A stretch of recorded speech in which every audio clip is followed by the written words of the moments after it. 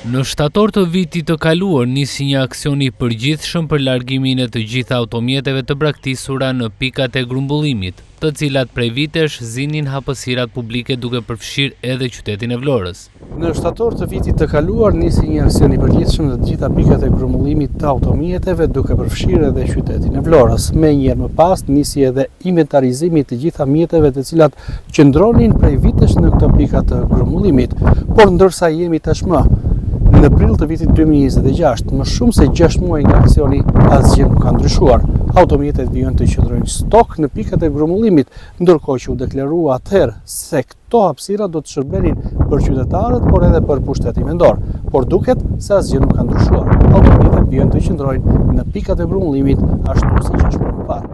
Menjëherë, pas nisjes së aksionit filloi edhe inventarizimi I mjeteve me qëllim përcaktimin e fatit të tyre.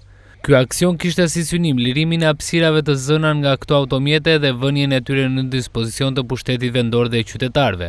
Por, ndërsa ndodhemi në muajin prill, më shumë se 6 muaj nga nisja e aksionit duket se asgjë nuk ka ndryshuar. Mjetet të cilat ndodhen prej vitesh në këtë hapësirë nuk janë largur ende, ndërsa nuk ka asnjë informacion të qartë se çfarë do të bëhet me to dhe kur kjo hapësirë do të lirohet.